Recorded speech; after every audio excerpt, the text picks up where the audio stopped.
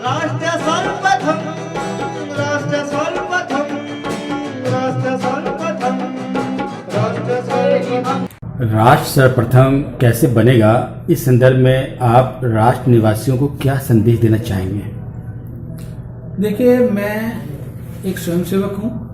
राष्ट्रीय स्वयंसेवक संघ का छोटा सा स्वयंसेवक होने के नाते मैं सिर्फ इतना जानता हूँ कि राष्ट्र सर्वोपरि है, और जब तक हम राष्ट्र को सर्वोपरि नहीं समझेंगे तब तक हम समाज में किसी भी तरीके का कोई अच्छा परिवर्तन या समाज के अच्छा सुधार का कोई कार्यक्रम नहीं कर सकते, क्योंकि राष्ट्र ही सर्वोपरि है। राष्ट्र से ही हम हैं।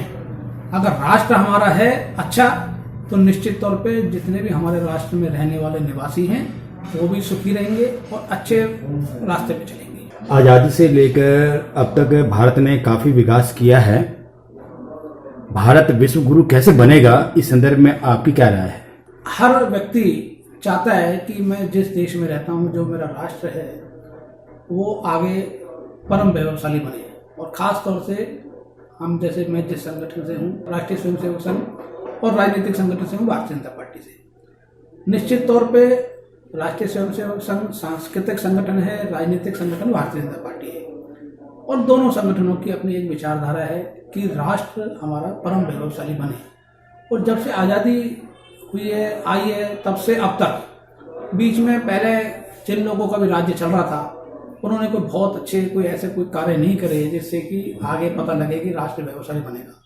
लेकिन जब माननीय अटल जी की सरकार आई और अब वर्तमान में यशस्वी प्रधानमंत्री आदरणीय श्री नरेंद्र मोदी जी की सरकार जिस तरीके से कार्य कर रही है, जिस प्रकार से कल्याणकारी योजनाएं समाज के बीच में आ रही हैं, जिस प्रकार से सरकार पूर्ण रूप से गरीबों के लिए समर्पित सरकार है, और जिस प्रकार से हमारा जो एक आपने देखा होगा नारा रहता है अंत्योदय, पंडित दीनदयाल उपाध्याय जी जो हमारे संगठन के रीढ़ की हड्डी थे, जिन्होंने हमारे संस्थापक थे डॉक्टर श्यामा प्रसाद मुखर्जी, पंडित दीनदयाल उपाध्याय जी, तो पंडित जी ने को नारा दिया था कि अंतिम जो पंक्ति है उसमें अंतिम छोर का व्यक्ति है, उसको लाभ पहुंचना है और उसको सहायता मिले, उसको सुदृढ़ बनाएं, यही हमारा लक्ष्य होना चाहिए। और उसी दिशा में हमारी जो केंद्रीय सरकार है आदरणीय मोदी जी के नेतृत्व में चल रही है, और अंतिम व्यक्ति तक वो लाभ योजनाएं पहुंचे, उसी दिशा में कार्य चल रहा है।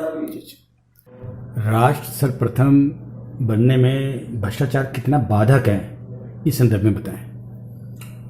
भ्रष्टाचार राष्ट्र सर्वप्रथम बनने में बाधक तो है ही है, इसके अलावा भ्रष्टाचार दीमक वाला काम करती है, और भ्रष्टाचार मूल रूप से खत्म हो और पूरा राम राज्य की स्थापना हो, ये सभी की इच्छा रहती है, हर नागरिक की इच्छा रहती है।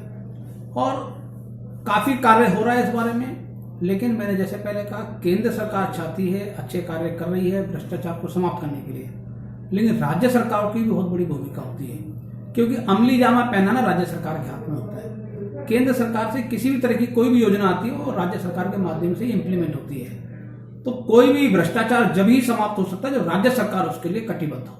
केंद्र सरकार और राज्य सरकार से आप क्या चाहते हैं और जनता को क्या संदेश देना चाहेंगे कि राष्ट्र सर्वप्रथम बनने में वे अपना क्या योगदान दें? यशस्वी प्रधानमंत्री आदरणीय मोदी जी के नेतृत्व में अच्छा कार्य कर ही रही है। निश्चित तौर पे गरीबों के लिए कल्याणकारी योजनाएं ला रही हैं और गरीबों की सेवा के लिए समर्पित है। राष्ट्र सबका बराबर है, देश सबका बराबर है, राज्य सबकी बराबर है। तो केंद्र सरकार जो योजनाएं चला रही है, अभी आपने देखा होगा आयुष्मान योजना चल रही थी, काफी दिनों तक तो दिल्ली सरकार ने आयुष्मान योजना चलाई ही नहीं। मैं उसको भी यही मान के चलता हूँ कि वो राष्ट्र जो हमारा परम वैभवशाली बनने की दिशा में आगे कार्य कर रहा है, उसमें रोड़ा थी, तो निश्चित तौर पे राज्य सरकार की भूमिका अच्छी नहीं है।